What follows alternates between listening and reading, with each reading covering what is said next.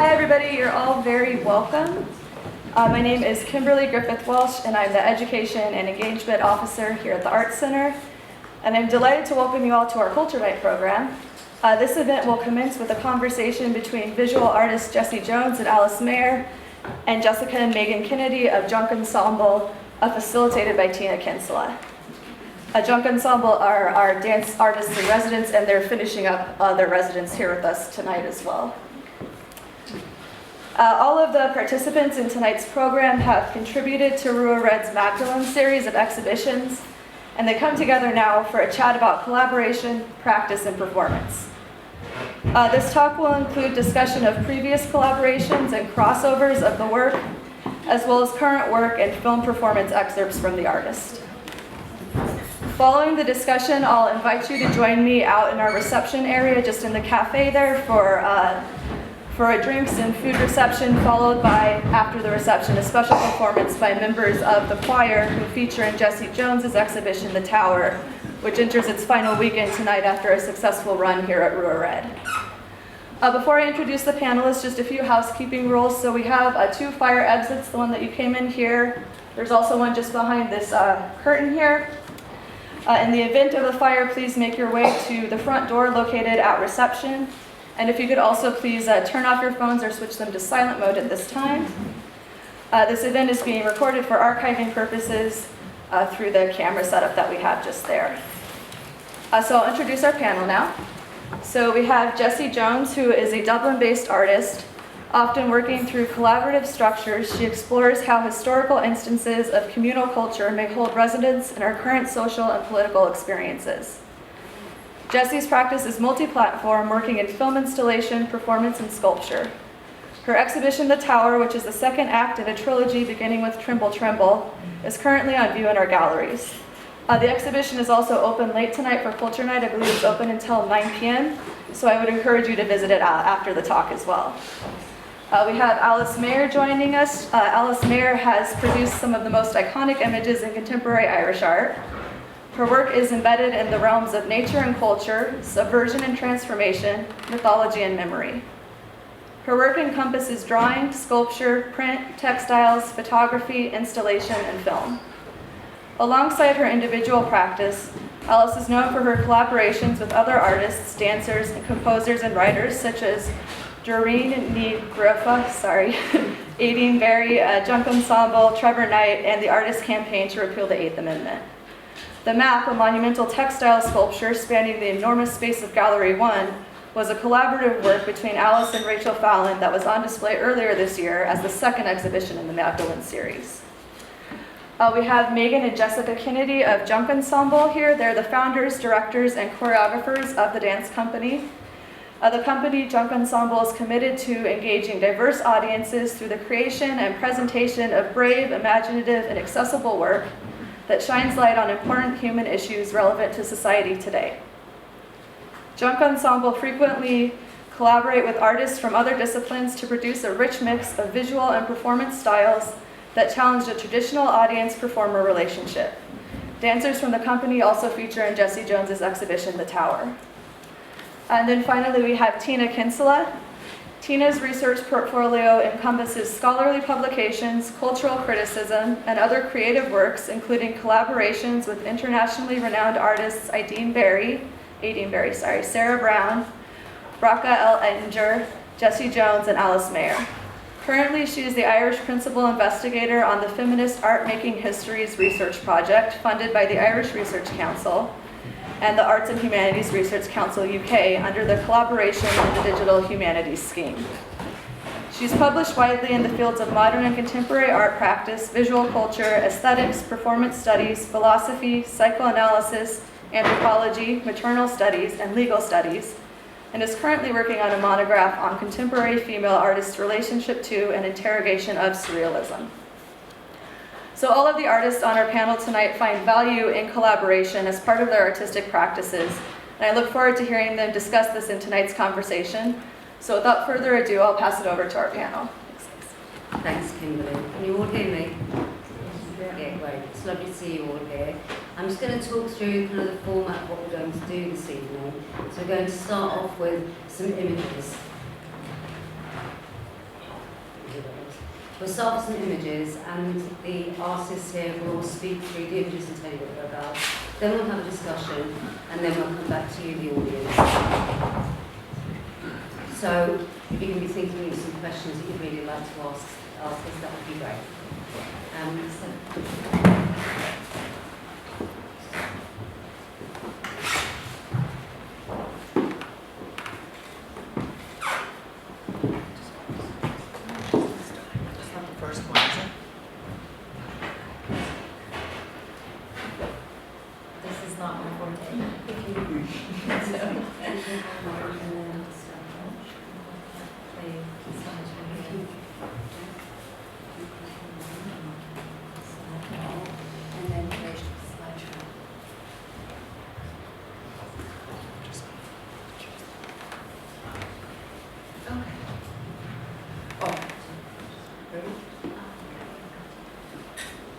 So this is just something I put together of images of work from the past and research work that we did together and finished work, for our collaboration. So I was just going to start with the first image. Can you go back there?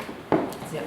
Oh, there it is. That is a work from 2003, and that is just to show you that I was always interested in transformation of the body and in metamorphosis. And like the evidence of the fact that we are all connected was that I was already working at this time with a colleague who has now become a collaborator with Jessie, and she, oh my God, my brain is gone now. This work is called Limb, and my colleague who's here tonight, Alwyn Fuere, she actually wore my clothes, because I remember her coming to my studio when I was on residence in IMA, and she would dress up in all this stuff. We took photos of each other, and that's how this work came about, just to show that I was already collaborating with colleagues, who are still collaborators today.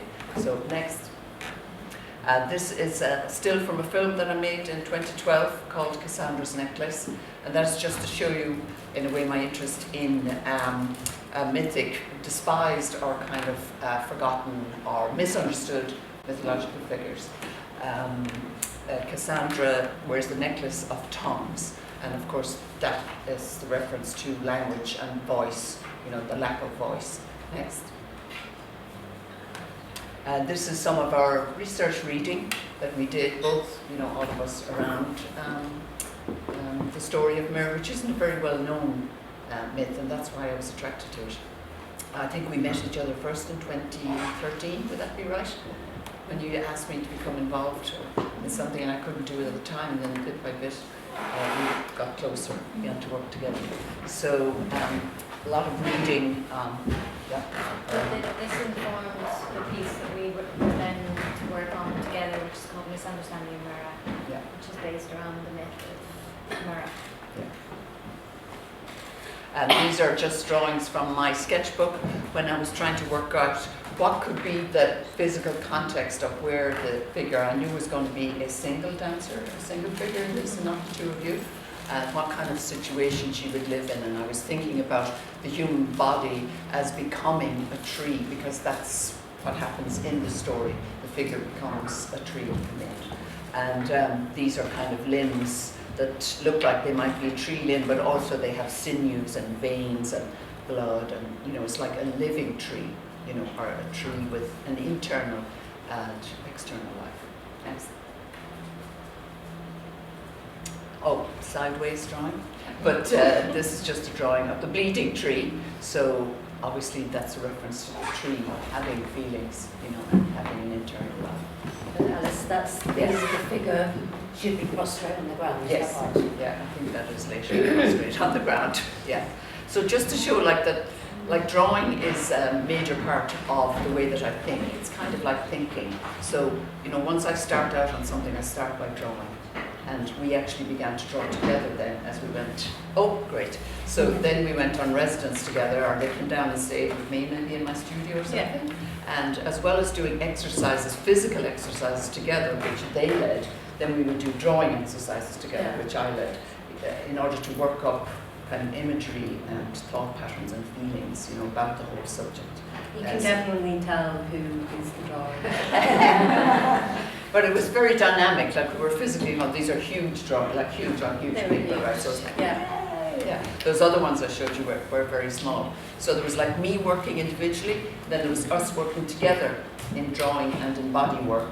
And then we went away to a forest, remember, to be with the trees, as it were, and worked walking around, actually, and lying around, and, yeah, with the trees. Okay, next.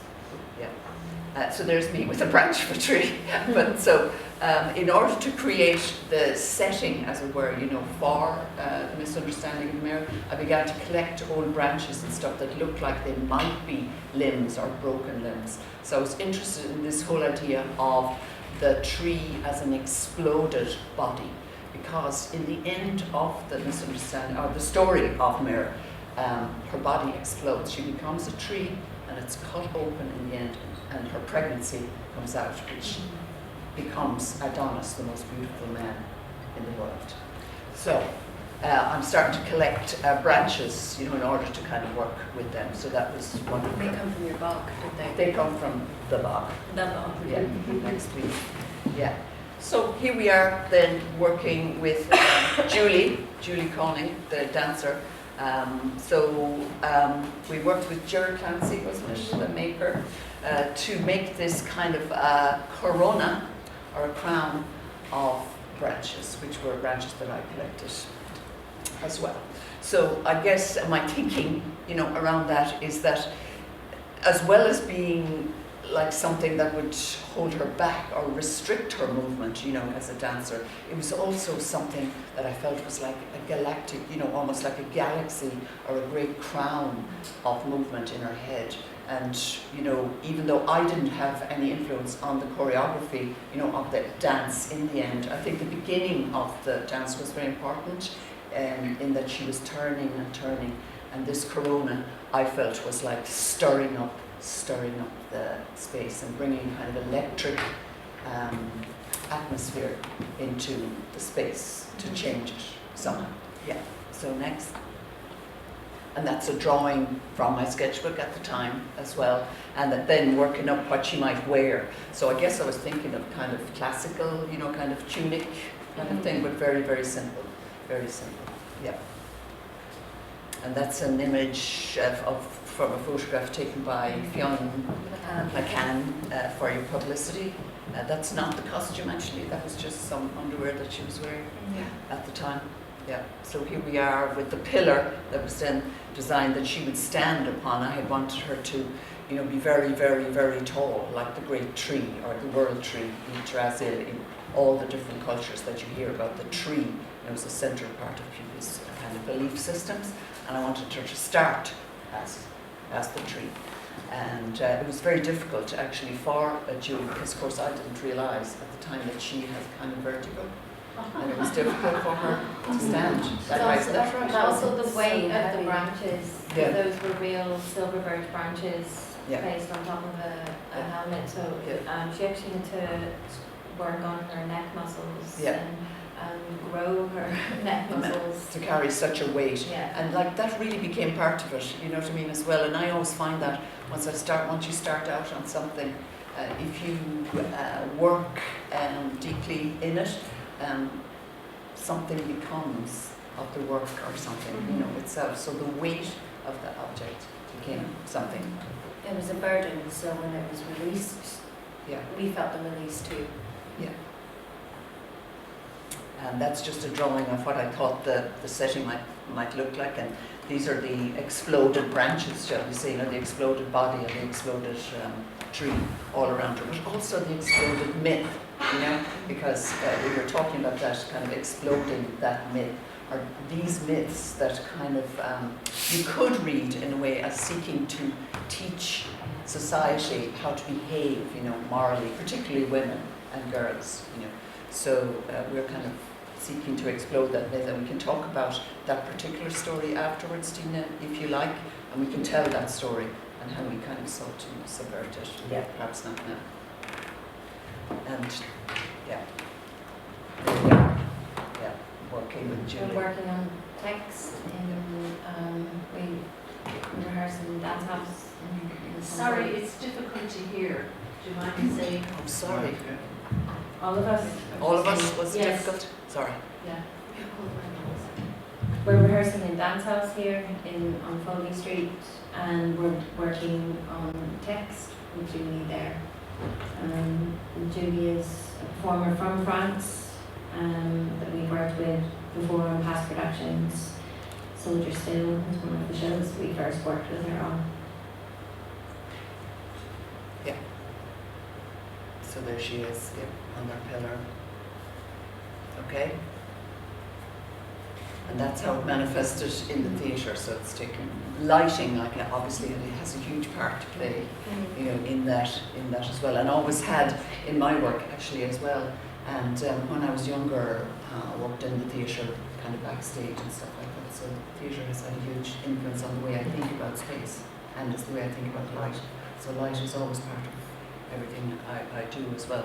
And the shadows, for me, have their own kind of drawn kind of imagery, moving image. But like the body, the body of the dancer moving through space is actually transformative, as she moves or as it moves. So it seemed like the perfect vehicle, you might say, to contain a myth. Because a myth is always changing. Like the story of it is like eternal, but the context in which it's told changes. Thank you. Yes, there's Julie down from the pillar.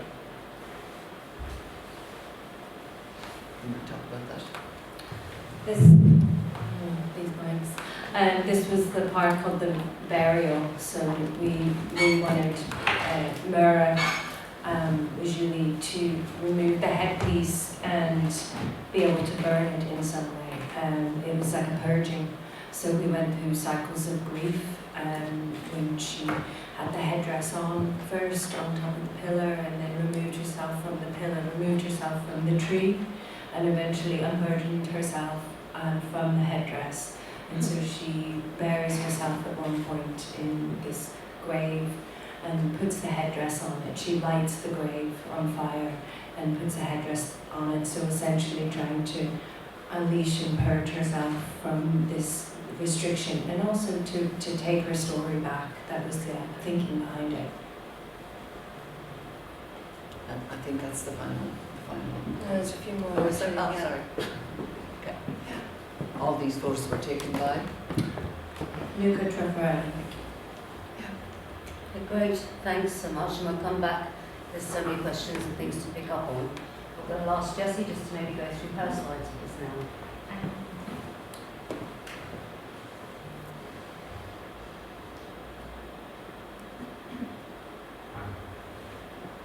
I suppose my slides are probably not as important, because if you're in the building, you can actually see the work in situ in the gallery. But there might be some background images that might be useful to people that I'd love to share. This is just a rehearsal image, just a bit of context to myself and Jessica and Megan. Jessica and Megan were in the building as dancers in residence while I was working in the tower, and I was very drawn to making the work with young performers. One of the reasons was I hadn't actually worked with young people before, but when I was researching the project, it was part of the Magdalene series, and for about a year I was researching the context and the history of the Magdalenes in Ireland, and it was very moving but also painful and full of pathos to read a lot of the archive material from the Justice for Magdalene archives, which I'm sure many of you are familiar with.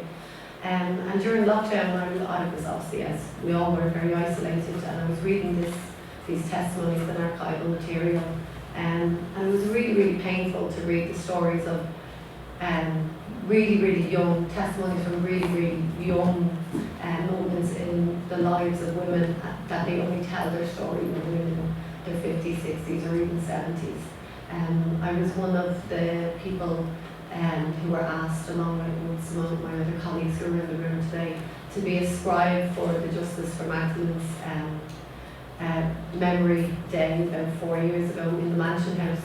And it was a very moving experience, but what was very painful about it was to hear the stories of women telling what they remember from when they were 14 and 15, and these were the really transformative moments when they realised that they were incarcerated and this wasn't, you know, a normal situation. But what I really wanted to do with this project, The Tower, was to work with young women and to kind of flip that story by not using the testimonies, but rather inhabiting the body, and to think about the body telling a story. And one of the things that became really, really important from the beginning was one single image. So to move away from language was a really important part of how I was going to deal with this material. And I really, really, really relied on Jessica and Megan for their expertise in how to speak the unspeakable through the body. And I really just want to take this opportunity to say thank you so much for how you informed and shaped the work in the Tower. It was an honour to work with you, and I really look forward to collaborating again in the future. But one of the images that I brought into the room straight away was a photograph, which I might have here along the line, by Charlotte Rudolph, who was a photographer in the 1930s who collaborated a lot with Mary Bigman, a choreographer and dancer who had influenced my previous work, Try and Tremble, and you know, Oliver Query is here also and is really familiar with this dancer also. And it was an image of young girls holding their hands shaped like barbed wire. And when I wanted to work with young girls, Melissa introduced me to the Palestrina Girls Choir. And I went into the Pro Cathedral with a photocopy, with no idea what kind of film I wanted to make, but just with a photocopy of this image from the 1930s. And I held it up and I asked this room full of 15-year-old girls what the image speak of to them. And they all just went, prison, incarceration, like something about the body, but then, you know, like something about prison and it's like barbed wire. So it just immediately started to tell all these stories. So it was from that point that I realised that the body was able to communicate something that language was struggling to do. So this was one of probably our first rehearsal. The choir also, which you'll get to see tonight, they're amazing. They're incredible singers. But body and movement was not their go-to space straight away. You know, when you're in a religious choir, you're trained so much in how to use like the vocals and you know, it's very thoughtful. If anybody's a singer here, you know, this very particular style of singing is very disciplined in the body in a very particular way. So working through movement was a huge challenge. We had a lot of fun as well, like working with teenage girls, and Junk Ensemble is probably some of the best crack you could ever have. This is us on the shoot as well. It was shot in IADT with an amazing crew, mix of professionals and peers and students. This is Naomi Minfeld-Ngozi, who's going to deliver a workshop tomorrow on storytelling. There's Jessica giving some instructions. What was amazing was working with Junk Ensemble the whole way through, and then also being on set together, because I had never had that kind of choreographical support with shooting a film before.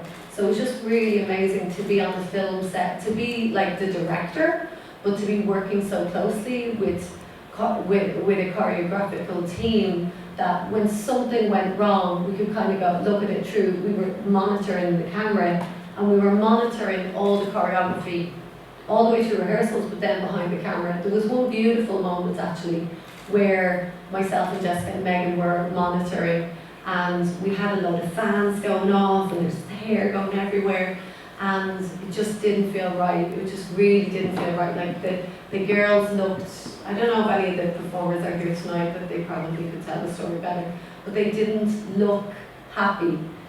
This is actually Charlotte Rudolph. Maybe we'll pause on that and we'll go back to the other image. So one young girl, we were monitoring the camera, just put her hand on another girl's shoulder to kind of like just show her some care and affection. And it was like an incredible moment. And the three of us were behind the camera monitor, and we just were like, okay, reshuffle, rethink this.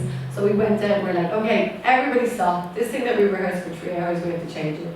Everybody take your hands out, and we're going to do this. And we were just really able to improvise, and I suppose that's something that I feel really excited about in terms of working with Junk Ensemble, is they are incredibly professional and disciplined, but they're also very like imaginative and able to think on their feet, and that's just such an amazing situation to be in, to have that professional rigor, but also that flexibility to really play. And I found that to be one of the most exciting parts of making the work. Maybe go back to the previous image, because it could be useful to give a little bit of, this is a little bit of research context to the work itself. This is Hildegard von Bingen's Scivias. So the soundtrack of the work was based on the 12th century composer Hildegard of Bingen, but also we were really looking at her visions as well. Hildegard began having visions when she was 42, and they came to her in these almost like trance-like states. But there's always this kind of like collapsing and kind of choreography of bodies that really reminded me a lot of like a choreographer I know from the 1920s called Busby Berkeley. And about 10 years ago, I made a film in LA as well with a choreographer called Chihuahua Yang that was based on Meyerhold's Etude. So there's all this kind of like different kind of resonances that came back in. But yeah, sorry, I'm waffling on. But yeah. Thanks, Jess. I think I'm going to turn now actually to Jessica and Megan, because in a strange way they're the kind of glue that's holding the panel together, because they've worked with both Jessie and with Alice as dancers and choreographers, different capacities. So I just want to kind of ask them quite a general question really about collaboration and what that means to them perhaps, what it's meant for them in working with Jessie and Alice, and also what it really means to kind of collaborate with visual artists in particular.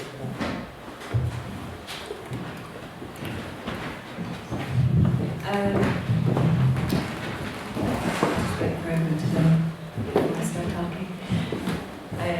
So I think collaboration is at the core of our work, and truly that comes down to the fact that we're twins, so essentially we collaborate every day.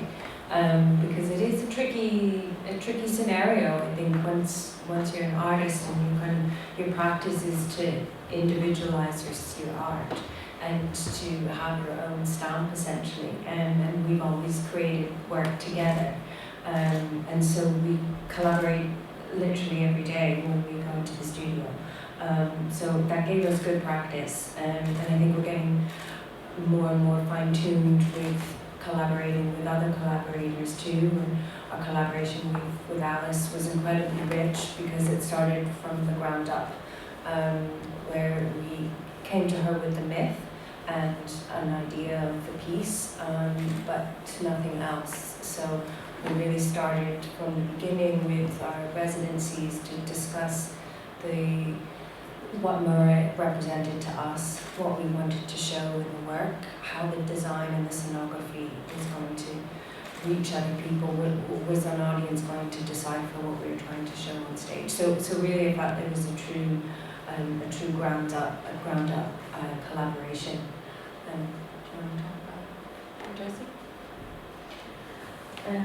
So the work with Jessie was also felt very kind of early research in terms of Jessie's ideas around movement and then what we would bring to it, and so we worked on the movement tasks together. So it did feel like we were sort of creating the choreography in its early stages together, based around visual references, photography and film, and texts and concept. And it started from a very kind of actually kind of more practical in terms of what do we want to say, and then we went into the more abstract, which was how does movement access what we want to say, how can we say this physically, and that's where the sort of bringing out and making full productions, but it's how we speak through the body. So that's the really exciting bit, and also the bit that it's a lot about inviting the performers that you're working with to inviting these tasks to them and seeing how they respond to it. And that's also what we did with the choir. But certainly with professional dancers, they're quite attuned to working, creating material with us. So they sort of adapt and transform and interpret our movement tasks to kind of how they may want to, how they actually respond to it, and then we edit it along. So it's quite an exciting journey to go with, and we did the same with the choir. We had them devise certain materials and then edit with Jessie. Thanks, Jessica. And myth has come up a few times, and kind of myth and archetype actually reoccur in the work of Alice and Jessie. And so I want to move on to kind of have a discussion with them about the role of kind of mythic or archetypal figures in their work. And since we've been talking about the misadventures of Mirror, can we start with the story of Mirror, just to kind of contextualise it for the audience? So Mirror was cursed by the goddess Aphrodite, Yes. to fall in love with her father. Yes, she had made some terrible mistake, like said she was beautiful or something like this. So the goddess, cursed her, punished her by cursing her that she would fall in love with her own father. So it's like an incest to boot in. So she becomes infused with desire for her father, and she would die if she doesn't copulate with her own father. So she tricks him into copulating with her from 9 nights. It's a big long thing about how she tricked him. Well, the mother was away, it didn't seem to bother the father. Yeah. But anyway, he thought he was copulating with a young slave Exactly. girl. And the mother was menstruating. And the mother was, I think she was away in some ritual, yeah. She was menstruating. She Yeah. was menstruating. Yes, she wasn't. So anyway, yeah, so then one night, of course, he became curious on the ninth, and he turned on the light. It's a bit like the myth of Psyche, and he saw that it was his own daughter, so of course he took up his knife to kill her, blaming her like immediately, and she took off in fright and ran, all through the lands of Arabia, and he was just about to catch up with her when she called out to the gods about the unfairness of this and to save her, and they took pity on her, and this is usual as well, and turned her. She turned into a tree, and she became this Maher tree, which is the tree that the great Lyon is made from, and the very precious amber comes from. But in some of the tales, it ends where the father, as he reaches her, takes his sword, cuts the tree open, and her pregnancy, her child, comes out, and her child becomes Adonis, the most beautiful man in the world. So that's the story as we receive it from Ovid. Yeah. So that's the story that we're thinking about. So you can read it to begin with as the classic moral tale, taboo, that don't do this. Then you can, in a different era, read it in a different way as the female, taking on like her own rage and desires, and seeking out, what she wants. Also extending her body into another realm and becoming another species, becoming tree, and like becoming nature. So that's the way we reach that through discussion and through reading. Reached a These are different really outcome. generative readings Yeah. of myth, Yeah. and repurposing, recontextualising, and maybe taking latencies that aren't apparent in the first or moral reading of the myth, That's right. and revealing them. And I want to ask Megan and Jessica, because I think, did you say that you brought that story to Alice? So could you just kind of recap for the audience, because I read how very beautifully you spoke about what you hope this work does, and you spoke about the kind of transformation of trauma and I suppose expressions of agency. Can you just contextualise that a little bit for the audience, and just kind of say what your intention was in making the work? A lot of our work looks at attempts to give a voice to the unvoiced or the muted, and and that may be a female victim, and sort of de-victimizing them and giving them agency and having them, we're imagining it, but giving them a story and a whole world. And that was the idea with this, with Mura, is sort of what would she say now, and how would she deal with it, and would she be furious, or would she accept it? And we sort of came to the idea that she would do all those things, and how she would, the sort of stages of grief, but also the stages of the processing of a trauma. And that's where we kind of invented it with Alice. We did another production a couple of years prior to Misunderstanding Mura, which was a reworking of Lolita.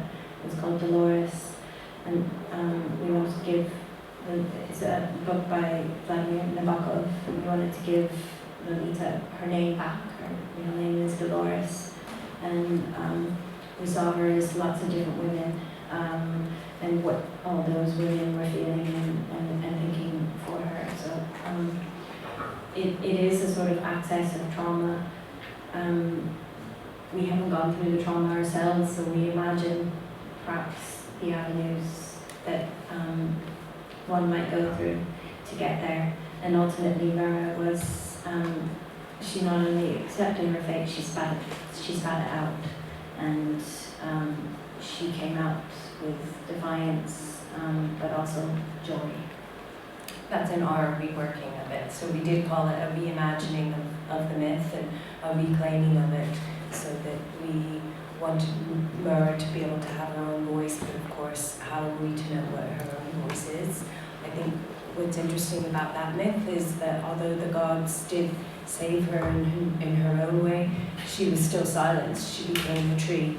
And she couldn't speak, and I think in so many myths it's really common when it's the female protagonist and they call out to the gods and they've transformed into an animal or a bird or a tree, then they're silenced and you don't hear from them anymore. They maybe produce something, they produce the god of vegetation, which Adonis is, but she still doesn't have her voice. So we constantly talked about what her voice is and was and how she expresses it. And I mean, with all of our works, you try and do honor to the person or the people that you're doing the work on and about. But again, it's completely subjective.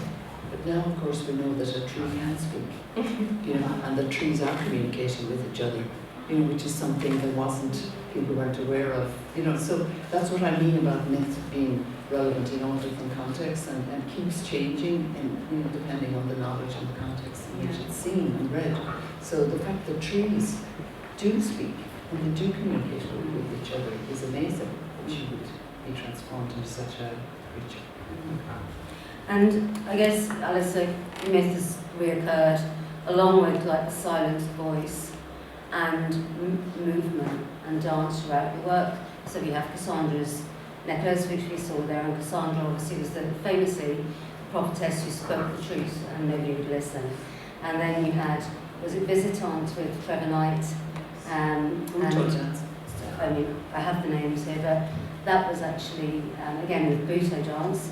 And then more recently, I'm thinking of a recent work just before the map, you had Vox Materia, which was using initially the movement of your own body to create a series of drawings and capturings that then become prints in wood and more pleased to wax, wasn't it bronze? Yeah. Bronze. So, and this kind of thing about, the voice, finding these kind of mythic structures within which you want to situate your inquiry. What is that coming together, do you think, for you in your practice of myth, dance and movement? That's special. Yeah, well, I suppose I would have to say that the moving body is a metamorphosing, changing entity, changing, growing as it moves. So no that dance actually happens in no dance is ever the same. Like Julie did a number of dance, but they were all different, you know. So somehow the dancer embodies a narrative. They don't illustrate it, they don't show it. You can talk about a story, you can tell a story with your voice, but your body has to kind of embody it. That's the word, you know, embodies it for a certain amount of time, and then it's gone, you know. So Like the creation of a new language, almost. like the creation of a language, Yeah. almost. Yeah. And Jess, you obviously, dance has appeared in your works from kind of the struggle against ourselves. Archetypes are kind of big figures for you as well, and if you think that The Tower is the second part of a trilogy of films, the first one being Tremble, Tremble, where Olwen embodied both giantess and witch, you know, in that sense. And when I'm thinking about it, I'm thinking even in Tremble, Tremble, there were kind of dance-like movements made by Olwen in her body, but I think when you spoke Olwen, she was still. So the body was busily talking, even when maybe Olwen's speech wasn't. So can you kind of talk us through that in your own practice, of that relationship between movement, the archetypes, and the way that you kind of use these kind of maybe familiar structures to imagine future or possible imaginaries? I suppose archetype is an interesting one, because I remember Olwen asked me after we made Tremble, Tremble, you know, how do we get out of this kind of witch archetype? Like, you know, you get stuck in an archetype and it's like, you know, it's like, how to get out of it. And I remember we went for a walk, we were like, how do we get out of, how to shake it off? And it really occurred to me during lockdown that actually the way to get out of the archetype of the witch was to go backwards, to kind of step back through time and to cast time backwards to the period of the 12th century, where there was before the rise of capitalism and primitive accumulation, that there was this other possibility around women and their imaginations and their visionary potential. So looking at archetype in different periods, and I think it's right what Alice was saying about time and archetype. It's like, you know, that's like archetype is like like the sheet notes, but the music is always different depending on the time and how you play. So I suppose, you know, archetype requires movement always to kind of move it forward or move it backwards. So it is a process of movement the whole time when you deal with archetype. Anyway, and I think it was, you know, it was very, very interesting working with Jessica and Megan for the first time in this collaboration, because I just became obsessed with, when I went to Venice, I spent a lot of time in Venice. It's a beautiful city, but when I was doing the Biennale, I would go for walks, and, you know, I invigilated my own show, so I got to spend a load of time in Venice. And I would go into cathedrals, and I became obsessed with the Canovas and, you know, the Tintorettos, and going into the Doge's Palace like too many times to justify it. But I was always obsessed with these kind of frozen paintings, and they just kind of stuck to me. And that archetype is this really sticky thing that just like sticks to you, and you have to kind of move to get it off you as well, and you have to move through it to kind of figure it out. But when I had this huge bank of images that I collected around the figure of the Magdalene, myself and Megan and Jessica, on our first meeting, we met in my studio upstairs, and I just was clicking through so many images. And the one image that really resonated with us was St. Teresa in Ecstasy, which I know you love as well, and I know you love Tina as well, by Bernini, which is that amazing sculpture where St. Teresa is like such an ecstatic, kind of frozen, like unusual archetype. Transformative moment. Yeah, but she's like, the archetype is she's frozen in this moment of ecstasy. And it became our body touchstone for the tower, and it became a big body touchstone for myself and Olwen for making the sculpture together. And, you know, I think that archetypes are great because they're a language, but I think they're also incredibly problematic, because, you know, our bodies and our own agency is sometimes adhered to them in a way that we have to kind of rub against them, or they're challenging us, or, you know, they're not cozy spaces. They're a little bit uncomfortable, but I think that's why they're useful, because they show us the boundaries and the things we want to push against them. You know, when I was really lucky to go see The Misunderstanding in Mirror. I think it was the first time I was actually like at an artist. I was like so into it because I hadn't seen any art for about 2 years, and I went to see The Misunderstanding in Mirror, and I was like, oh my God, it's amazing, it's amazing. So it's just like, it was like being so hungry and thirsty for like an art experience, and then to get to see The Misunderstanding in Mirror was so amazing. So I think it's great to be back in the space where we can kind of deal with all this troubly stuff. We don't have a lot of time, but those 2 quotes that in getting ready for today that I read that I just kind of want to pick out and share with you before we move on to another question from you or to you on the floor. The first quote is by Alice, and she says, "I think the human body itself is the ideal medium to which the foundation myths, laws and beliefs of civilization can be excavated, exposed and re-evaluated." And that's, I think, talking about how myth plays out in your work, but in the context also of the work we're speaking about tonight. And then another quote by Tara Lundy, because the 2 quotes in a way are linked to also an address to the body. So Tara Lundy wrote the text for Jessie's The Tower. "As if spiked with fingers, the girl's hands become a syntax that guards the state of divine consciousness. The church refused them. Their movements map women's physical, mental and spiritual axes beyond the linear progression of religious history." And I think that kind of refusal really of orthodoxy is what everyone here has spoken somewhat about tonight. And I've got some questions about materials and objects and props and collection of materials, because they're very important in all the practices. But we don't have a lot of time, so I might go to the audience and see if you have any questions, and you can always, if you have a bit of time left, we can come back to some other questions I have. Straight in there. Well, I would really like to ask, just to elaborate a little bit more about the role of costume and how it defines and dictates the performance of the body. And because, like, of course, we all wear costumes, it's part of who we are in everyday life as humans, but the costume is also a visual object, like our art and visual imagery that defines and dictates the performance. So for both of you, how the costume worked in the different pieces. Thank you, Sonia. They're very different, but I don't think we had spoken really about that word costume, but certainly I remember when I first met Julie Conning, the dancer, I was really struck by her massive legs, like such strong, amazing legs, like trees, and I said, we have to see her legs, we're not going to have anything, clouding those legs. So that was definitely, for me.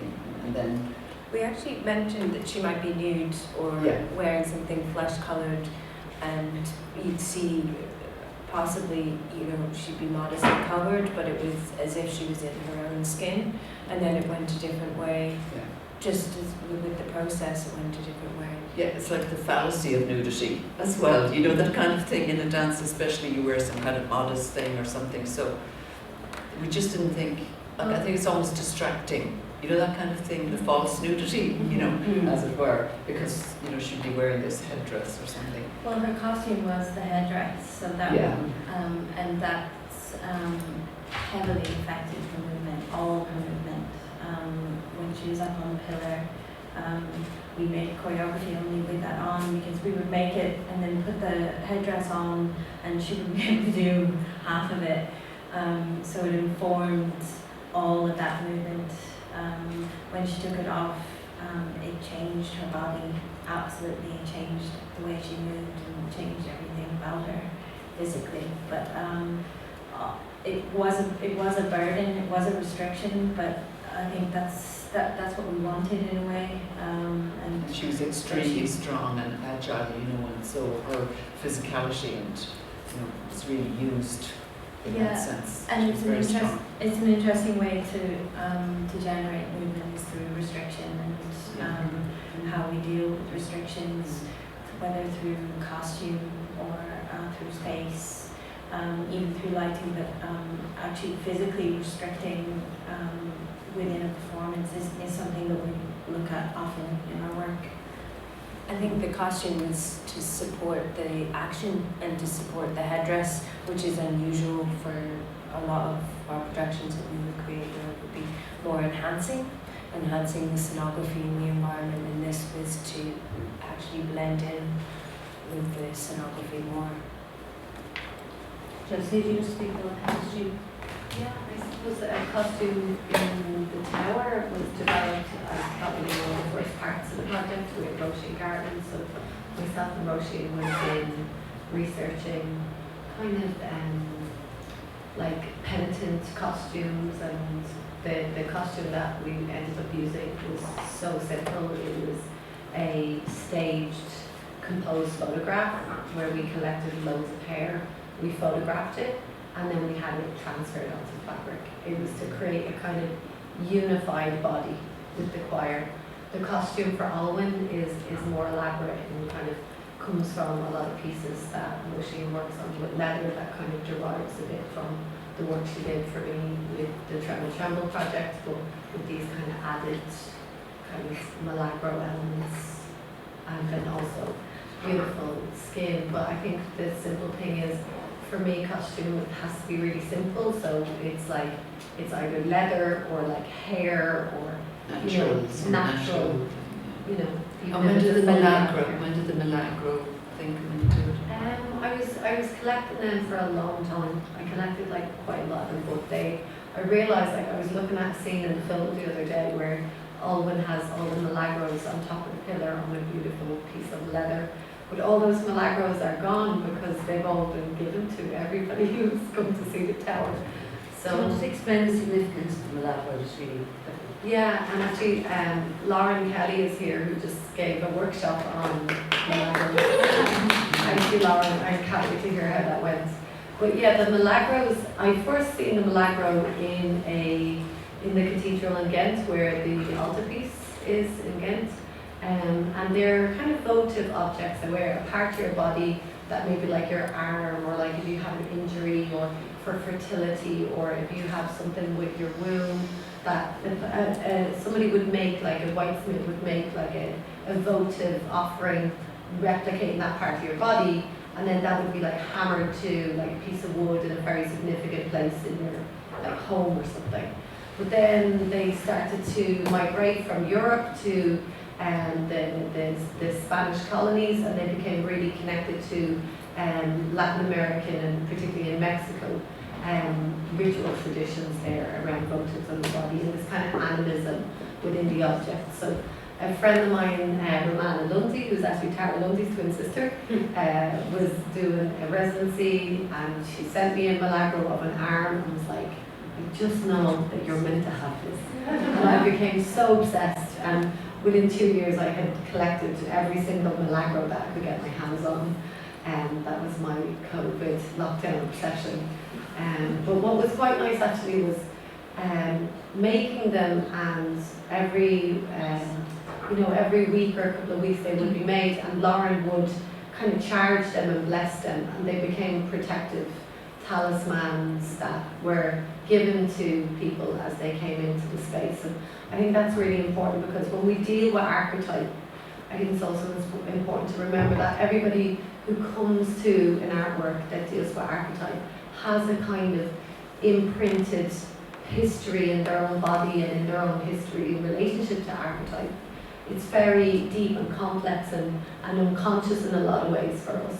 So when we present work as artists that deals with archetype and the unconscious, I think it's really important that we take some kind of care responsibility with how we take up that space and hold that space for audiences and for people. So the small little Milagro that people were given, which I hope some people have seen the show and they were given, yeah, I see you have them. That was made with the intention that when you go to see that work, that's just a reminder that you are you've been given something that has magic in it and there's a level of care and psychic care in the gift of the Milagro to the audience members. And I hope that people can maybe someday all bring them together and I can see what they look like again, you know. But yeah. So really, the Milagro, the history of Milagro is an object that holds intention. Yeah. And that was the way it's kind of practiced and performed also. Yeah. Any more questions? Jessica, do you have anything else to say about that? No. Any more questions from the audience?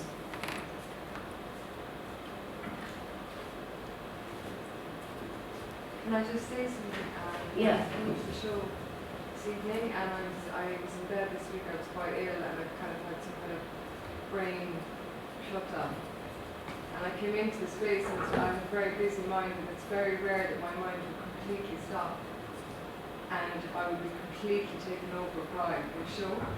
And then this girl gave me a Milagro, so there's some magic in it, absolutely. And thank you for that. It's just huge. Thank you.